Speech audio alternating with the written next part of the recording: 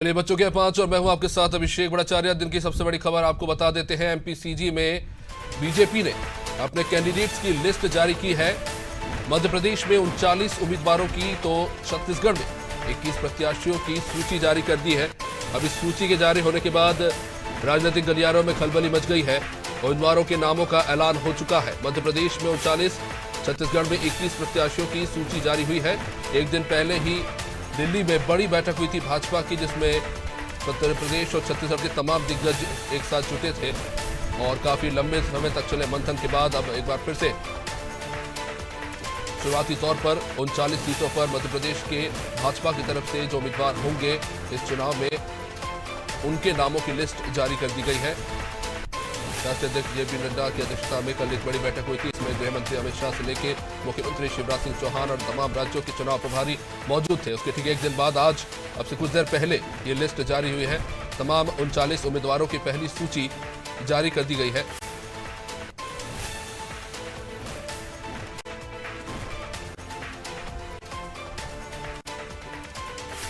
जाहिर तौर पर इनामों को लेकर चर्चा हो रही है। हमारे पॉलिटिकल एडिटर और हमारे ब्यूरो हेड भी इस पर जुड़ रहे हैं। चर्चा सीधा अब लाइव लिए चलेंगे आपको स्टूडियो में। या भोपाल आने पर अमित शाह या प्रदेश अध्यक्ष वीडी शर्मा। लेकिन अगर इस सूची में हम नज़र डालेंगे, जो तीन महत्वपूर्ण चीज़ें हैं जो अभी तक देखी है कि सबलगढ़ से जिन सल्ला रावत को टिकट दिया गया है वो मेहरबान सिंह रावत पूर्व विधायक की बहू हैं।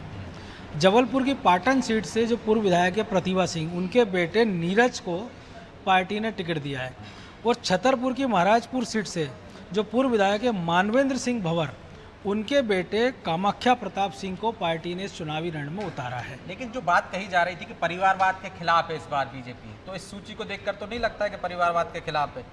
जो तीन नाम आपने गिनाए हैं तो 39 में से तीन नाम ऐसे हैं, तो आप बिल्कुल। सोचिए कि आगे भी ऐसे नाम आएंगे। आप ध्रुव नारायण सिंह को भी इस कैटेगरी में रख सकते हैं, क्योंकि वो भी उनके पिता या उनके भाई हर्ष सिंह और बाकी परिवार के लोग भी।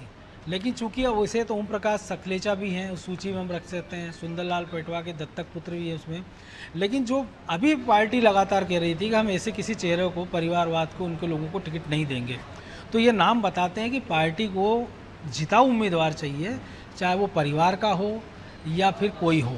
तो ये एक बात तो तय है कि इस लिस्ट के बाद से उन नेता पुत्रों की बाँछें जरूर खिल गई होगी जो टिकट की उम्मीदवारी कर रहे होंगे। सब उदाहरण के लिए हम जयंत मलैया के बेटे सिद्धार्थ मलैया की बात करें कि दमोह सीट से वो लगातार 2 चुनाव से टिकट मांग रहे थे।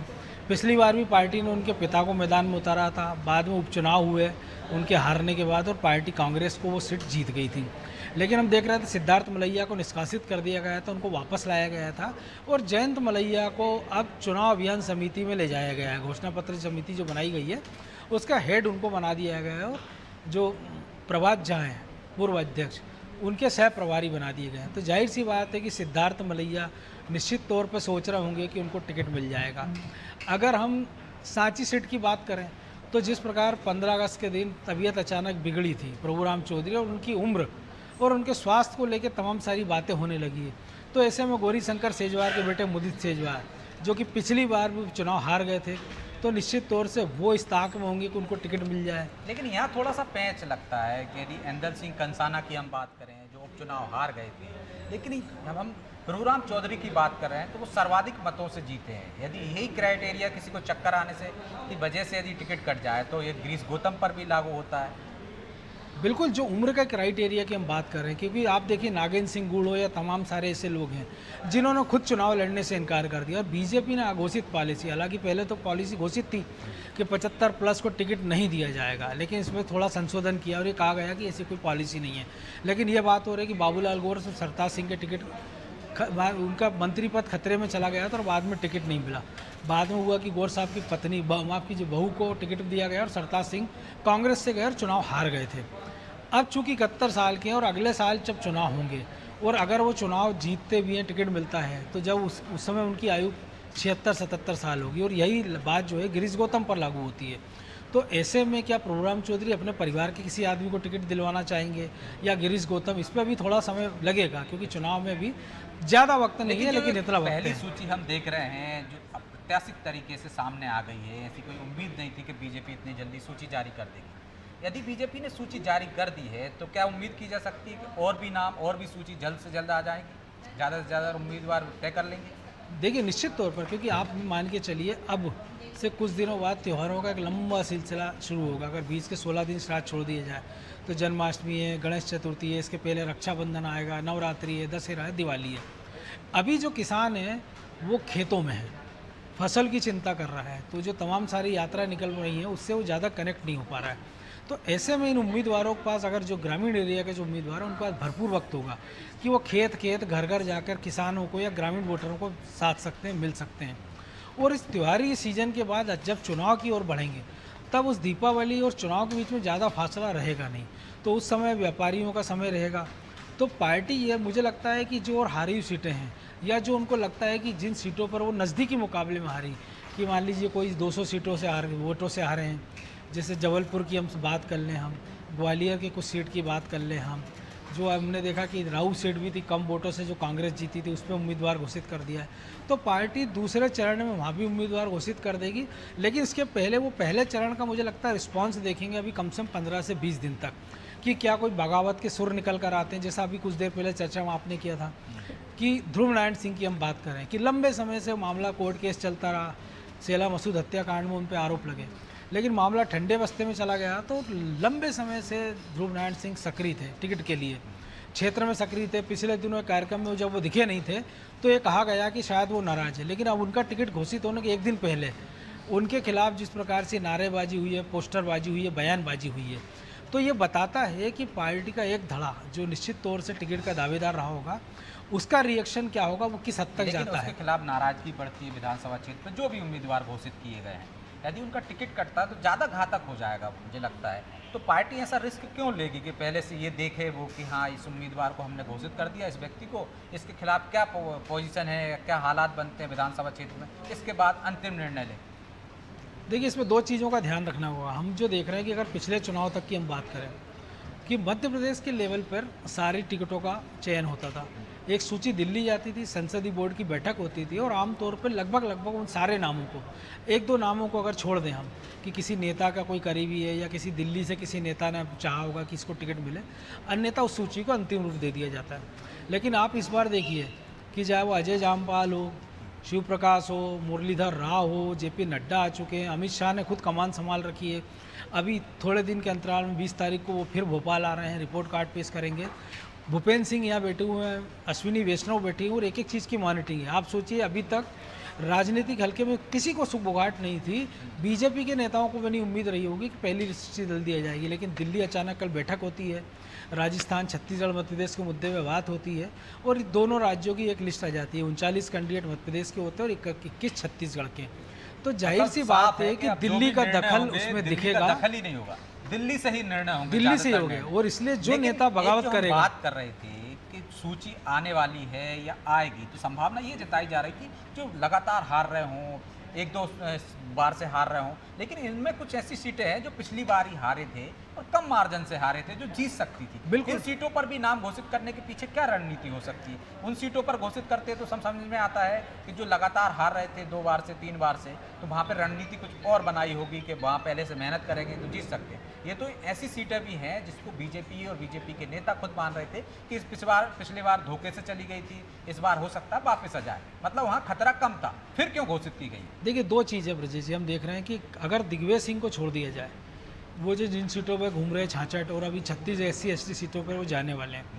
कमलनाथ आपसे हमसे बातचीत में उन्होंने कहा था कि मैं चुनाव नहीं लड़ूंगा, मुझे फंसने का डर है। तो मुझे लग रहा है बीजेपी कांग्रेस के इसी डर का फ़ायदा उठाना चाह रही है कि वो तमाम सारे दिग्गजों के खिलाफ वो अपने उम्मीदवार घोषित करती जा रही है। आज से शुरुआत कर दी है कि वो दिग्गज अब अपने क्षेत्र में बंद कर रह जाए कि अगर चाचोड़ा का टिकट हुआ तो आप मान के चलिए कि अगली सीट में हो सकता है राघवगढ़ का भी नाम हो, सज्जन सिंह वर्मा की बात कर लें, हम जीतू पटवारी की बात कर लें। ये वो है जो कांग्रेस के युवा चेहरे हैं, कांग्रेस के दलित चेहरे हैं, कांग्रेस के बड़े चेहरे हैं। KP सिंह की बात करें, अपराजय है। तो जाहिर सी बात है कि अब इनको अपने क्षेत्र में बंद कर रहना होगा। ये नहीं कर सकते हैं कि आप बीजेपी का जो घोषित उम्मीदवार वो घूमता रहेगा और ये पड़ोस की सीटों पर कांग्रेस को मजबूत करने जाएंगे। तो कमलनाथ के सामने भी यही धर्म संकट होगा कि अभी देखिए उन्होंने नाना भाऊ माहौड़ को उन्होंने उम्मीदवार बना दिया। नाना भाऊ माहौड़ पिछला चुनाव हार गए थे लेकिन मंत्री रह चुके हैं, एक टेस्ट उन्होंने किया है कि इसका रिएक्शन कांग्रेस में क्या आता है। तो मुझे लगता है कि अगली लिस्ट में जो कांग्रेस के बड़े चेहरे हैं उनके खिलाफ पार्टी अपने उम्मीदवार घोषित करेगी, ताकि उनको उनके क्षेत्र में बांध कर रख दिया जाए, क्योंकि कांग्रेस के पास आप देखिए वैसे ही बड़े लीडरों की कमी है। अजय सिंह की आप बात कर लीजिए तो विंध्य में देखिए उनके साथ जो क्या कुछ हो रहा है। उमंग सिंगार की बात करें, सज्जन सिंह वर्मा है, जीतू पटवारी है, रामनिवास रावत है, सुरेश एक छोटा सा पचौरी है। कमेंट्स हो, क्या इस सूची के बाद कांग्रेस पर प्रेशर रहेगा और जल्द कांग्रेस की सूची भी हमें देखने को मिलेगी? जल्द से निश्चित तौर पर आप मान के चलिए कि हो सकता है कि दिखावे के लिए ही सही, या तो कांग्रेस 2-4 दिन में एक सूची जारी कर देगी, या हो सकता है कि कांग्रेस ये बताने का प्रयास करे कि हमें सूची से कोई डर नहीं है। चलिए, हम हमारे जब साथ उम्मीदवार बहुत घोषित बहुत करना शुक्रिया करेंगे। मनोज और एक त्रिवेदी चीज जी, हमारे साथ हमारी सहयोगी करिश्मा सोनी छत्तीसगढ़ से जुड़ गई है। बहुत बहुत शुक्रिया विजय जी। करिश्मा, 21 सीटों की पहली लिस्ट जारी हो चुकी है छत्तीसगढ़ में भाजपा के कैंडिडेट्स को लेकर। वहां पर अभी क्या जानकारी सामने आ रही है, इस सूची को लेकर वहां पर क्या स्थिति? जी अभिषेक, देखा जा सकता है कि सेंट्रल इलेक्शन कमीशन द्वारा जो है बैठक ली गई थी, जिसमें नरेंद्र मोदी की अध्यक्षता में जो 21 प्रत्याशियों की सूची अब जारी हुई है, उससे पूरे छत्तीसगढ़ में अफरा तफरी मच गई है। देखा जा सकता है छत्तीसगढ़ की सियासत में ये एक बड़ा पैमाना होने वाला है, क्योंकि ये जो सूची जारी हुई है इसमें बड़े बड़े दिग्गज नेताओं के नाम शामिल नहीं है, और ये पहली सूची है। तो कहा जा रहा है कि जो दूसरी सूची है वो भी जल्द ही जारी होगी। इस सूची में जो सबसे बड़ा नाम है वो पाटन से लोकसभा सांसद जो विजय बघेल है उनका सामने आ रहा है। और साथ ही में बात करें महिलाओं की, तो 5 महिलाओं के नाम जो है सूची में जारी किए गए हैं। साथ ही में 10 ऐसे कैंडिडेट्स हैं जो कि अनुसूचित जनजाति से बिलोंग करते हैं, और साथ ही में एक ऐसे कैंडिडेट है जो कि अनुसूचित जाति से बिलोंग करते हैं। तो साफ तौर पर देखा जा सकता है कि ये जो सूची जारी हुई है तो कहीं ना कहीं अनुसूचित जनजाति के वर्ग के लोगों को साधने के लिए बनाई गई है। और देखा जा सकता है कि 21 विधानसभा, 90 विधानसभा का पूरा छत्तीसगढ़ है, और यहाँ पर 21 विधानसभा में जो है प्रत्याशियों की जो है नाम यहाँ पर जारी कर दिए गए। तो इससे घमासान तो है लगातार मचने वाला है। हालांकि भारतीय जनता पार्टी का ये कहना है कि ये जो सूची जारी की गई है ये पहले इसीलिए जारी की गई है और नाम पहले से इसलिए बता दिए गए ताकि पार्टी में आंतरिक मतभेद जो होते हैं वो नहीं हो, और पार्टी को जो मुद्दा है वो क्लियर हो जाए कि इस बार जो है भारतीय जनता पार्टी को सरकार बनानी है। क्योंकि इससे पहले देख सकते हैं कर्नाटक में जिस तरीके से जो चुनाव में हार हाथ लगी थी भारतीय जनता पार्टी को, तो अब वो बिल्कुल भी ये सहन नहीं कर पाएंगे कि और भी राज्यों में भारतीय जनता पार्टी के हाथ में रास्ता लगे। तो इस सूची को हम देख सकते हैं, इसमें कई सारे जो जितने भी नेताओं के नाम यहाँ पर शामिल है वो सब अनुसूचित जनजाति वर्ग से आ रहे हैं, और साथ ही में एक बड़े पैमाने पर वैसे ही लोगों को साधने की यहाँ पर कोशिश की जाएगी। पहली सूची है, अब दूसरी सूची का इंतजार है। और साथ ही में अगर कांग्रेस की बात करें यहाँ पर अभिषेक, तो कांग्रेस की लगातार यहाँ पर जो है आरोप प्रत्यारोप के दौर पर चल रही है। अभी अभी एक बयान कांग्रेस की तरफ से सामने आया है कि उनका ये कहना है कि जो 21 जगहों पर जो प्रत्याशियों के नाम की सूची जारी की गई है, भारतीय जनता पार्टी को पता है कि वो वहां पर कमजोर चल रहे हैं, इसीलिए वहां पर जो है प्रत्याशियों के नाम इतने जल्दी जारी किए गए हैं। और साथ ही में उनका ये भी तंज है कि जो बड़े बड़े नेता है, जो बड़े बड़े कार्यकर्ता, उनके नाम ऐसे ऐसे जगहों पर शामिल नहीं किए गए हैं। इससे पार्टी में कहीं ना कहीं नाराजगी दिखाई दे रही है और पूरी खूब जो है पार्टी में मच सकती है। वहीं बात करें कि आम आदमी पार्टी की, तो अभी उनकी तरफ से कोई भी बयान तो सामने नहीं आया, लेकिन इस सूची से पूरी खलबली जो है सियासत में, हमें छत्तीसगढ़ की सियासत में देखने को मिल रही है अभिषेक। निश्चित रूप से करिश्मा, पिछला जो चुनाव हुआ था उसमें बीजेपी की स्थिति बेहद खराब थी। ज़्यादातर सीटों पर, अगर जैसा कि उन्होंने कहा कि ए, बी और सी और डी कैटेगरी में कैंडिडेट जो है चुने जाएंगे क्षेत्रों को बांट के, तो स्थिति ज़्यादातर सी और डी में ही रही बीजेपी की पिछले चुनाव में। और इस बार जैसा कि आप कह रहे हैं कि 21 जो नाम सामने आए हैं उसके बाद खलबली मच गई है, क्योंकि बड़े बड़े नाम इसमें शामिल नहीं है। तो यानी कि हम ये मान सकते हैं कि जो अटकलें लगाई जा रही थी बीजेपी को लेकर कि एक पूरी तरीके से छत्तीसगढ़ में एक नई टीम बनाने की जो कोशिश है बीजेपी में, वो कहीं ना कहीं अब जमीन पर उतरती नजर आ रही है। नए प्रत्याशियों को उतारा जा रहा है, जो पुराने हैं या बुजुर्ग हैं या जो लगातार हारते चले आ रहे हैं, उनको हटाकर अब यंग कैंडिडेट्स को मौका दिया जा रहा है।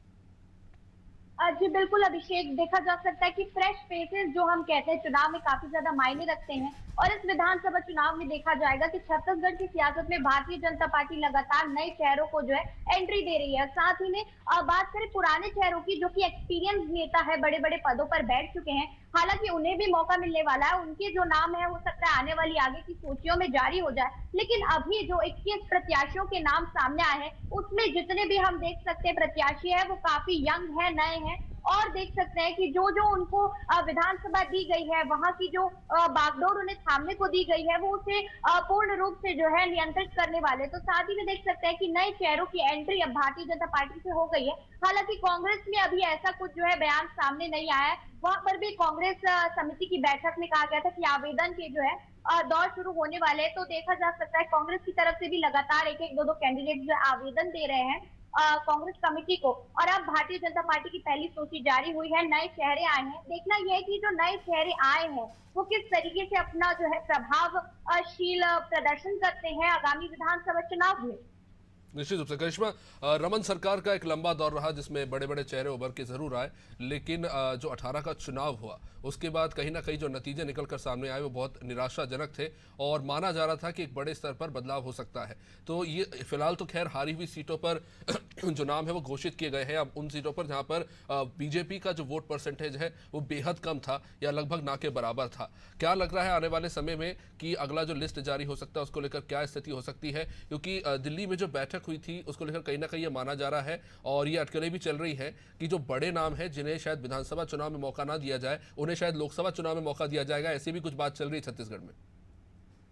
जी बिल्कुल, देखा जा सकता है कि जो बड़े दिग्गज नेताओं के नाम है, अगर उन्हें विधानसभा चुनाव में मौका नहीं दिया जाएगा तो लोकसभा चुनाव में उन्हें पूर्ण रूप से मौका दिया जाएगा। और साथ ही में बता दें कि अगर बात कर रहे हैं इस सूची की, तो सही में ये जो सूचियां जारी हुई है ऐसी जगहों पर जहां पर भाजपा जो है काफी कमजोर है। और अब जो सूची जारी होने वाली है वो ऐसी जगहों से होने वाली है जहां पर भारतीय जनता पार्टी मजबूती से स्टैंड करती है। तो ऐसी जगहों पर देखने वाली बात होगी कि किन प्रत्याशियों के नाम सामने आते हैं। क्या वही प्रत्याशी होने वाले हैं जो कि पिछले विधानसभा चुनाव में जीते हैं, या फिर उन प्रत्याशियों के नाम सामने आने वाले हैं जो कि जीते भी हैं और साथ ही में इस बार भी दावा कर रहे हैं कि वो जीतेंगे। और नए फेसेस की भी एंट्री हमें देखने को मिलने वाली है, जो कि दूसरी सूची अब जारी होने वाली है। तो जल्द ही अटकलें लगाई जा रही है कि जो दूसरी सूची है जल्द ही भारतीय जनता पार्टी की तरफ से एक और बैठक के बाद जो है जारी की जाएगी।